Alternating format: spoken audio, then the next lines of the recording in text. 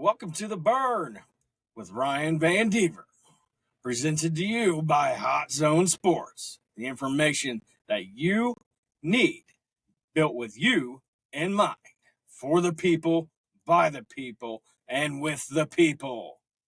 Make sure you like the video, subscribe, and share it with your friends if you haven't already. On today's episode, we're going to be talking about the Clemson Tigers and how they just continue to disappoint. We're going to be talking about the LSU USC game fallout and much, much more.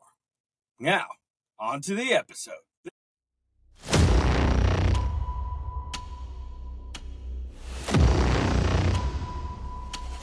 The 63,969 fans who attended Sunday's game between LSU and USC set a record for Allegiant Stadium in Las Vegas, surpassing Super Bowl LV3. The Trojans' Miller Moss, if you don't know that name, you might want to get used to it. He is the quarterback for USC, and Tigers' Garrett Nussmeier waged an entertaining quarterback battle. They combined to throw for 682 yards and 3 touchdowns. Now, in case you've been living underneath a rock, week 1 of the 2024 college football season has come and passed. And on Saturday night, USC defeated LSU 27-20. Both teams debuted their new quarterbacks in USC's Miller Moss, who replaced Caleb Williams, who was drafted number 1, and LSU's Garrett Nussmeier, as well as their shiny new defenses. Now, it was a back and forth game throughout the full 60 minutes, but the Trojans ended up gaining the upper hand with a game-winning touchdown scored in the final seconds. So, how will LSU fans feel about another 0-1 start? Is Brian Kelly already on the hot seat? Is Lincoln Riley's upgraded Trojans defense ready to exercise the demons in the 2023 campaign? You're welcome, by the way. I'll give it to USC. They looked like a completely different team from last season. Last season, it was like, all right, we got Caleb Williams. Go out there and win us the game, guy. And sometimes he did. With no defense, mind you. It was a pitiful showing for an entire season with USC's defense. So, Lincoln Riley had to change something. The first game against LSU, they looked like a legit threat. I wouldn't say it was 2005 USC, but I would say it was a pretty good step up from last season's pitiful defense. The story of the night was defensive for both teams. Everyone could see that. The Trojans hiring Lynn away from UCLA was a huge win, and you can see that right now. He's so good that if he does good this year, he's going to be looking at a new college head coaching gig next year. Mark my words. He's coached in the NFL with the Ravens. He excelled with UCLA under Chip Kelly, and he's been preaching since he got there has worked. If you go back to the Pete Carroll days, I know, reminiscing a little bit, even though I'm not a USC fan, they weren't just dominant on offense, which offense is what everybody remembers. I know, unless you are truly a defensive guy, you're only going to remember the offense, but they were a force on defense. As a Notre Dame fan, they crushed my soul on the Bush push. I will remember that until the day I die. Yeah, this unit, they had first-round picks in every unit on their defense. Let's not forget that. They hit you in your mouth, and you knew it. Then the Lincoln Riley era comes, and you don't see any of that. You see smaller guys that look scared to cover anyone, scared to tackle anyone, and they're just smaller. USC has had an issue with tackling for years. They tackle like Valdosta Spate. It's a comparison. Ease up, guys. Last night, their open field tackling was downright ridiculous. It's like a switch was flipped. Like, there's no other way to explain that. This hire of Lynn has changed the Trojans defensively, and you can just tell that there has been a massive culture change. The pressure for both of these head coaches was immense. You would have thought that it would have been a home game for the USC Trojans, couple-hour drive, but you could see how well LSU travels. It was not a home game for either team, evenly matched, if anything. If you really look at both teams here, you have the number 1, number 2 picks in the draft. You obviously had a great quarterback play last year, but there were no defenses to be seen on either team. USC has no shot to get in the playoff, and LSU would have had a better shot if they didn't have anybody on the field. That's how bad their defenses were last season. But for as good as a win it was for Lincoln Riley, it was a really great win that could probably kickstart his legacy at USC. I mean, there's no way around it, right? Walking into the game, you're an underdog. It's a neutral site versus LSU. Just a massive win for him. One of the best of his career. Between Oklahoma and USC, bar none, one of the best wins of his career. The 27-20 loss caused Tigers head coach Brian Kelly to admit his anger and a post-game outburst. Getting a little kick out of this because I know who he is. Notre Dame guy. I know who he is. Losing games like these come as no surprise, as he did the same shit at Cincinnati and Notre Dame alike. When the pressure is high, Brian Kelly disappears. You remember the movie Waterboy, where Bobby Boucher's coach just seems to disappear behind the other players and tries to walk off the sidelines? Maybe it's not that bad, but he disappears like freaking crazy. But this isn't anything new. This is the third straight year Brian Kelly and LSU have lost their opening game. Yeah, let that sink in for a minute. At this point, Caleb DeBoer is a better head coach than Brian Kelly. It just came off a championship run with Washington, and Alabama is looking damn good right now. I know it's a small sample size, but LSU looks like a 9-3 team at best. You have the Michigan game that could go either way, so you could easily go 9-3 and miss out on the playoff. Is that something that LSU fans are going to be able to deal with? I wouldn't think so. Now, on the other side of the spectrum, if USC would have lost this game, I could easily see them going 8-4 this season. But Miller Moss had an absolutely spectacular showing.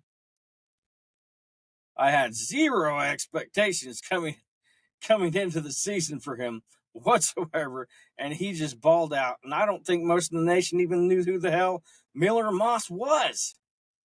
You have to expect that there's going to be some kind of drop-off when you lose a prospect like Caleb Williams to the NFL draft. It happens every single time. You don't just keep stacked players in your lineup. It doesn't happen, especially in the transfer portal area. It's just not going to happen. Halfway through the game, you're like, wow, this guy is pretty good. By the end of the game, you're like, this dude is a freaking gamer. And they played winning football. I know that Nussmeier threw that pick at the end of the game, but he had a game, and you can see the future is looking good for him. Once again, you expect a drop-off when your quarterback goes number 2 in the draft. Your offense couldn't have been any better than it was last year. You had a bunch of draft picks that were on that team, and you lost a lot of them. So the problem with LSU's offense was the fact that they were trying to get him to channel his Aaron Rodgers, his Patrick Mahomes, instead of doing short or intermediate passes and letting your players make plays. Run a slant route, a 7-yard out, and it could be eventually, with a broken tackle or two, be a 40-yard pass play or a 26-yard pass play. But instead, they wanted him to throw deep and throw deep a lot. And a lot of the time, you saw the game. To me, LSU's offense is just, I don't know, it's a little weird right now. They had a 2 running back system, and they were successful for a little bit, but you would think with 2 All-American tackles on your offensive line that they would be able to run the ball more consistently. But that wasn't the case against USC. You could say that's a testament to USC for bulking up on the defensive line. But you would definitely think that the Tigers would have been able to run more efficiently than they did and have the game put solely in Garrett Nussmeier's hands. It's not an element for success. But anyway, what a win for Lincoln Riley and USC. But with LSU, you would have to bet against them making the playoffs. I like Ole Miss more with Jackson Dart throwing it around. They seem to do that pretty efficiently. But LSU still has plenty of questions, even though their defense looks a little better from the previous season. So we're going to have to see what actually develops here, because if there's not any changes with the offensive philosophy for the Tigers, it could be a long season for them. Let's touch on Dabo Swinney for a minute. You know we got to. We kind of have to, because he is getting absolutely demolished online right now. Just absolutely killed. The game, it was kind of close for about a quarter, maybe longer. Then Georgia just decided to turn it on. And you saw what they actually are. And they are a freaking powerhouse. Now, if you're new to college football, then you want to understand this. But Clemson didn't stand a shot in hell up against Georgia, and everybody knew they didn't stand a chance. The problem isn't the transfer portal. I know. Just hear me out for a minute. It's not even NIL, even though Dabo Swinney really should utilize both. But the problem is that ever since Deshaun Watson left and went into the NFL, Clemson hasn't had a quarterback to his caliber besides Trevor Lawrence. That is why they are struggling. That is why they have struggled over the years, because they haven't been able to have a dominant quarterback ever since. They actually ranked 11th in the recruiting class, but he's getting crushed for not utilizing the transfer portal. He should utilize that. He should. And it would help. But that isn't the issue. And if you look at all the dominant programs, Georgia, Oklahoma, Oregon, last year, USC, it all comes down to dominant quarterback play. The thing that has taken the Clemson train off of the tracks is the fact that they have yet to get a dominant quarterback in there. Dabo Swinney won a national championship with Deshaun Watson. He won a national championship with Trevor Lawrence as well. Those guys are legitimate quarterbacks in the NFL. Now Deshaun Watson is tapered off a bit because of injuries and because he likes to go to massage parlors and do his thing there, but we won't discuss that. We won't discuss it. We will move on from fighting every urge I have to discuss it. I'm going to move on. But those guys are legitimate quarterbacks. So you saw a massive drop-off after both of those quarterbacks, and they haven't been able to get a great quarterback in there since. You had DJU. No, I'm not going to try to pronounce his last name. Who is, by all accounts, a USFL quarterback who can't read defenses to save his life. And then you have Cade Klubnik, who just isn't very good. When your quarterback play is not good or not good enough, especially against other future quarterback NFL picks, like Carson Beck from Georgia, for example, we saw that last game, then you're going to struggle in these types of games, these high caliber, high matchup games, where there is top tier talent, especially if you don't have the type of talent at quarterback to match the opposition that you need to be highly successful in this ACC SEC game. Games ultimately come down to your quarterback. And Clemson hasn't had it since Trevor Lawrence. I will tell you that there isn't going to be a fire sale anytime soon for Clemson. Why? I'm going to tell you why. Because the equity that Dabo Swinney has created over the years at Clemson, going to 3 championships and winning 2 of them, is going to be enough to hold him over for a little bit. How long? I'm not sure.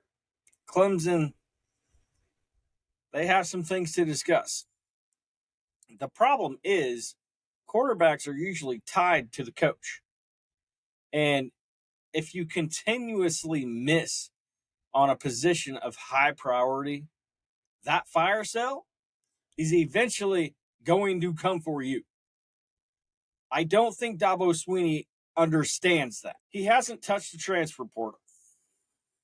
He has struggled at quarterback ever since Trevor Lawrence left. Why not go after a Cam Ward from Washington State? You saw his first game. That's just one guy. Ohio State, they went after a guy. So you got all of these top programs, excluding Georgia, because they haven't gone through the transfer portal for their quarterback. It's homegrown. I get it. Dabo Swinney wants to be that guy where he can just grow his own talent and say, F the portal. You can't do that in this day and age. You got Notre Dame going to the transfer portal these past 2 seasons just to stay ahead of everybody else or to stay on even keel with everybody else. When it comes to Clemson, it doesn't just boil down to the transfer portal, though. Dabo could easily dip his hand in there and get 10 to 15 guys that are game changers. You could. But if he continually doesn't address the quarterback position, it's going to wind up the same thing, the same sad story every single year. losing tight games that come down to a possession. It's the same reason why Billy Napier is on the hot seat. Yeah, I know he's only coached one game this season. He's still on the damn hot seat. He has a hell of a team behind him, but he missed on quarterback.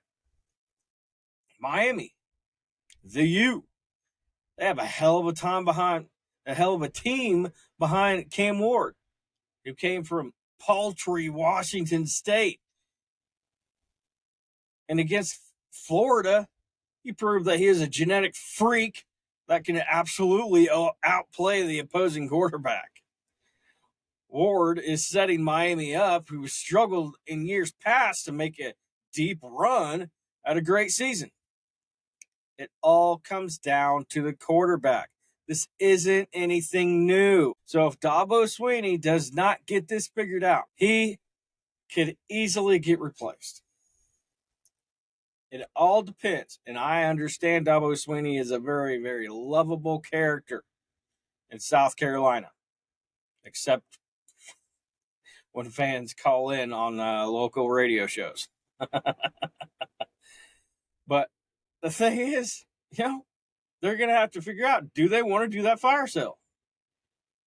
Because you can go back a few years ago.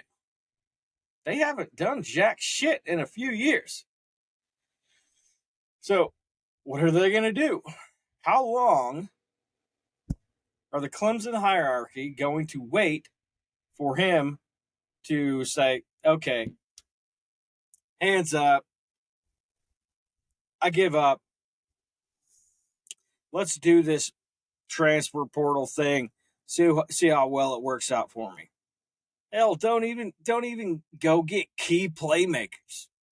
Your ball catchers, your running backs, tight end. Just go and get a quarterback. For once in your freaking life, I'm not even a Clemson fan. I am so tired of your ineptitude. You're making my mind hurt just thinking about how bad your quarterback play has been for years. And Trevor Lawrence, with the Jaguars, dude just got paid and he hasn't done jack shit. How many playoff games has he won? How about AFC championships? How many AFC championships has he gone to? Oh, wait. How about Super Bowls? No? He hasn't done anything. But as a college player, the dude was unstoppable from the first minute he came to the game. But unless you have that it factor in college as a quarterback, nope. And the quarterbacks that Clemson has right now is not even close to measuring up. But they are in the ACC, so you never know.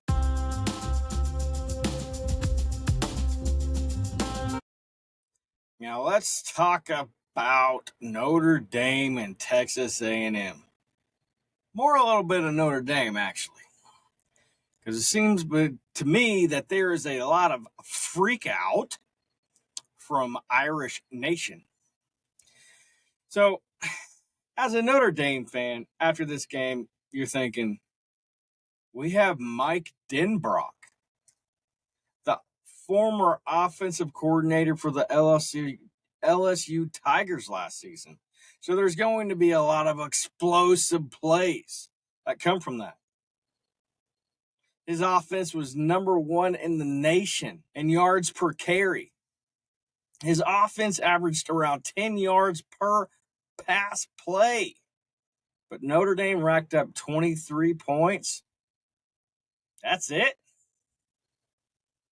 Don't get me wrong here. A&M has a good defense. They do. But 23 points? The Irish went into the transfer portal and got a top quarterback in Riley Leonard from Duke. What happened, guys? A lot of the time with new offenses, it's better to have a grinded out type of game where you can lean on your defense. if you have that type of defense that you can lean on, and by all accounts, Notre Dame does and did.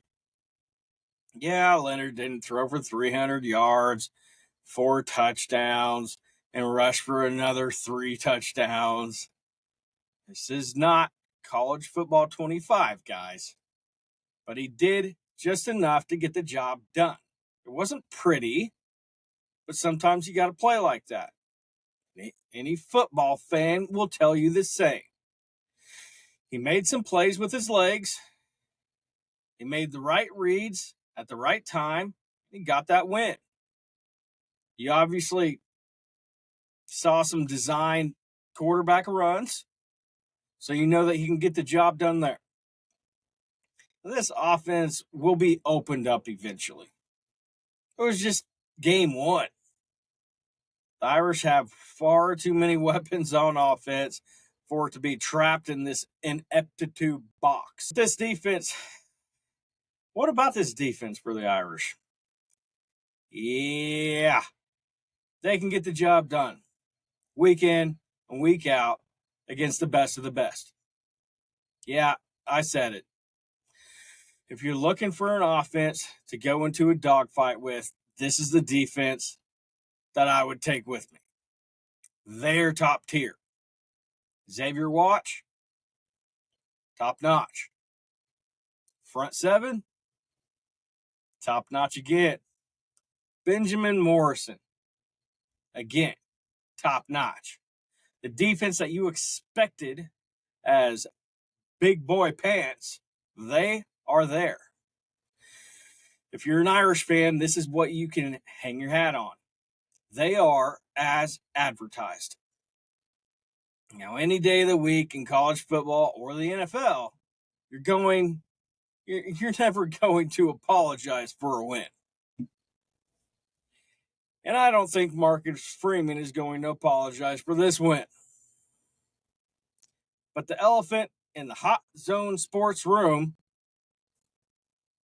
will tell you that the Irish offense did leave you wanting a little bit more. It may have even left a sour taste in your mouth like it did me. It is a young offensive line, and it showed it on Saturday night.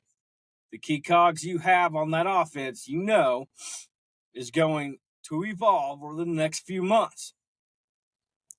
But you saw a lot of promise from the skilled players, like Bo Collins, going 5 receptions for 62 yards. Yeah, it's not a lot of output, but if you watch the game and you keyed in on him, you could see the type of output he's going to have and the type of output that he's going to be doing and what he did against an improved A&M secondary. Give him a 50-50 ball, and he's going to come down with it. Jeremiah Love. He went 14 for 91 yards and 1 touchdown. Coming into this game, many thought that he was going to be an X factor. He was going to be that guy that separates the Irish from the Texas A&M Aggies. And that is exactly what happened. He scored the game winner on the ground, and being a weapon for the pass offense, that's pretty good too. Yeah, it wasn't the type of offense that you were expecting if you thought that you were going to get some record breakers in this game. But once the offense finds their footing and gets on the same page, especially with the young core on the offensive line, when they start to find their footing together, which can only be found with experience and live plays in games, not practice. Once that happens, Mike Denbrock will be able to draw things up to take advantage. Now, speaking on Mike Denbrock, I thought he called a hell of a game. Many pundits were saying it was going to come down to Notre Dame's offensive line and A&M's defensive line. Blah, blah, blah. The same boring shit. But we all knew that Texas A&M was going to win that battle. But the way Denbrock was able to scheme it up against Riley Leonard's former coach and generate some points, and they did a great job at that. They won Saturday night just by landing some small to intermediate plays and a couple of huge plays. But there weren't any haymakers, and that's kind of what you were looking for, to see if there were going to be any haymakers in that game. I described this game as just a boxing match. Wasn't really two heavyweights, but it was a good sparring session. Some jabs, some overhand crosses, but no knockout punch. What you're looking for as a Notre Dame fan is you're looking for great house over the top. You're looking for deep shots to Chris Mitchell. Now, those plays will come eventually. It just didn't come in this game. So if you're an Irish fan, chalk this lack of production as a new quarterback, one who didn't really play any spring ball most of the time because he was injured, coming off of an injury. You got a new offensive coordinator. You got 100,000 fans and a pretty damn good defense from A&M, especially their front seven. Now, wave my white flag here. I'm not going to overreact because that's not what I do here. But it is very obvious, blatantly obvious, that the path to the 12-team playoff got a whole lot easier for the Irish after this game. Florida State, after their showing, we know what they are. They have no quarterback with DJU. Again, not pronouncing that name. I will butcher the hell out of it. Again, with Florida State, it's been proven 2 weeks in a row that you can run all over their asses. So if Notre Dame were to play them next week, it would obviously be an easy game. So Florida State's falling off. They're going to have them at the end of the year. And then you got USC that you're going to have to play as well. That is the only competition that is going to stand in their way. If they win one of those games, lose the other, they're going to get into the playoff if they win out. Now, speaking on the rest of their schedule, they're going to be heavily favored through the meat of their schedule because they are above and beyond better than the competition. If they win one of those two high-caliber games, then they're going to feel pretty good about their odds getting into the playoff and get a pretty good seeding at that. I'd be surprised if we don't see them get there. But it is week 1. I hope everybody enjoyed this show. And look out for another episode later this week. We're going to be talking about lots of football. This episode is going to be keying in on football. It is officially football season, everyone. Everybody, round of applause. We've been waiting 6 months for this to come back, and it is finally here. Thank you. But if you have not followed or subscribed to Hot Zone Sports on YouTube, go ahead and do so. It really helps me out a lot. And if you have not subscribed, actually followed on Facebook, we're sitting at 23,000 followers. We're actually coming up on a year. September 13th will be our 1-year anniversary on Facebook, and I am ecstatic as how well we have grown, how fast we have grown. It's actually blown my mind that everybody just loves to see my content. So if you have not followed there, go ahead and do so. And if you have not followed on Twitter, Instagram, TikTok, We're on them all. But thank you for watching this episode. Episode 10, I believe. A big 10. And I hope everybody has an absolutely great Tuesday. And get ready for some more football. Hot Zone Sports and Ryan Van Dever out.